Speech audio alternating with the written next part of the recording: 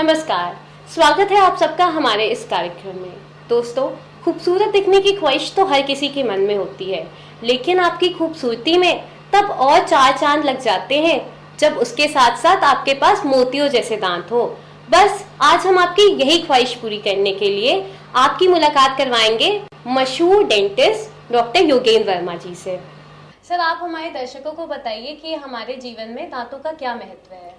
हमारे जीवन में दांतों का विशेष महत्व है। दांत, जैसा कि हम सभी जानते हैं, दांत खाने को चबाने के काम आते हैं और चबाने से ही हमारे पाचन क्रिया की शुरुआत होती है। अगर हम ठीक से दांत से चबा नहीं पाएंगे तो आपका खाना जो है आगे ठीक से पाचन नहीं हो पाएगा उसका।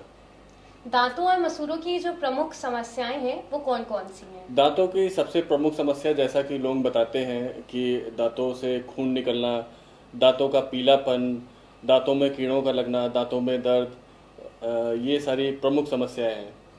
हमने कई बार देखा है छोटे बच्चे जो होते हैं उनके दांत काफी काले हो जाते हैं या फिर उनके दांत टेढ़े मेढ़े निकलते हैं, छोटे होते हैं, उनका क्या कारण है? दांतों में कालापन बच्चों में अक्सर जो है कुछ दवाओं की वजह से भी होता है जो माताएं गर्भावस्था के समय में लेती हैं। जैसे सिप्रोफ्लॉक्सासिन से ग्रीन कलर की स्टेनिंग होती है और आपका टेट्रासाइक्लिन से ब्राउन टू ब्लैक कलर की स्टेनिंग होती है। इसलिए दवाओं का विशेष तौर से ख्याल रखना चाहिए जब तक बच्चा गर्भावस्था में और जब तक बच्चा दूध पीता है तब तक। तो आप कहना चाहेंगे कि हमें ये दवाएं नहीं लेनी चाहिए, मतलब जितनी भी लेनी चाहिए, जो रिक्वायरमेंट है बिना डॉक्टर की सलाह के ना लें। दांतों को सुंदर और स्वस्थ बनाने के लिए आप हमारे दर्शकों को क्या कहना चाहेंगे?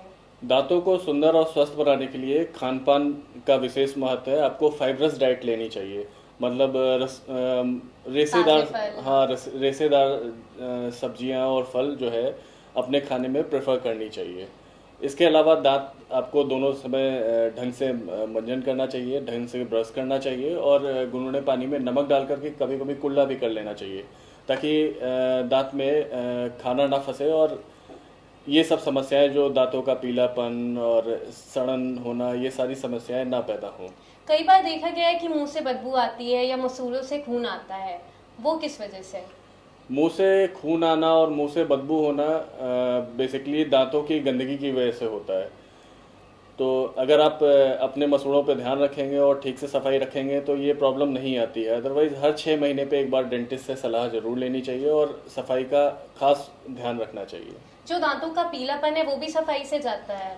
दांतों का पीलापन दो तरीके से होता है। एक तो नेचुरल कलर होता है, हर पर्सन का एक शेड होता है टीथ का। जो फेयर कॉम्प्लेक्शन के लोग होते हैं उनका टीथ थोड़ा सा येलोइश शेड होता है। और आपका जैसे स्टेनिंग दो तरह की होती हैं। एक एक्सट्रिंजिक स्टेनिंग होती है जो कि पान मसाला खाने की वजह से आती है। दूसरी इंट्रिंजिक स्टेनिंग होती है जो कि चोट की वजह से आ सकती है या एक्सेसिव पान मसाला खाने से भी होती है। तो बाहर की जो स्टेनिंग है, एक्सट्रिंजिक स्टेनिंग जो है, वो सफाई से साफ हो जाती है। लेकिन इंट्रिंजिक स्टेनिंग के लिए जो दांत के अंदर होती है वो उसके लिए आपको ब्लीच कराना पड़ेगा। विदाउट ब्लीचिंग सफाई पॉसिबल नहीं है। पर कहा जाता है कि दांतों की सफाई के बाद दांत कमजोर पड़ जाते हैं, उनसे पानी आने लगता है, इसके बारे में आप क्या कहेंगे? दांतों की सफाई के बाद कभी कभी क्या होता है कि मसूड़े आपके अगर एक्सेस दबे हुए हैं तो वहाँ पे गैप क्रिएट हो जाता है और मसूड़े हिलने लगते हैं, ऐसा लगता है लोगों को, लेकिन ऐसा है नहीं। वास्तविकता में दांत आपके मसूड़े जो है वो ग्रिप लेते हैं और मजबूत होते हैं। लेकिन अगर कभी एक्सेसिव रिसेशन है, मतलब मसूड़े अगर एक्सेसिव दबे हुए हैं, तो आपको ठंडा गर्म पानी लगता है जो कि कुछ दिनों बाद अपने आप सही हो जाता है। कुछ लोगों के दांत नेचुरली थोड़े टेढ़े मेढ़े होते हैं या दांतों के बीच में गैप होता है, उसको हम कैसे सही कर सकते हैं? इसके लिए हमको तार बांध करके इसको ठीक किया जाता है, ब्रेसेस अप्लाई किए जाते हैं और उनसे दांतों को फोर्सफुली मूव कराया जाता है। एक लिमिटेड फोर्स अप्लाई किया जाता है उसमें, उसका एक अलग ही महत्व है। अच्छा डॉक्टर साहब, आप लास्ट में हमें ये बताइए कि हमारे दर्शकों को कि हम अपने दांतों को नेचुरल वे में कैसे सही रख सकते हैं। एक तो हमने आपको शुरुआत में ही बताया कि फाइब्रस खाना आपको खाना चाहिए। दूसरा, दोनों समय आपको ब्रश करना चाहिए। और तीसरा जो है जो मेन महत्व है, आपको कुछ भी खाने के बाद आप कोशिश करें कि आपके मुंह में कुछ खाना रह ना जाए।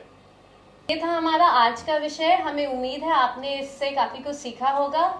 अगले हफ्ते फिर से मिलेंगे इसी वक्त इसी समय एक नए विषय के साथ। तब तक के लिए नमस्कार।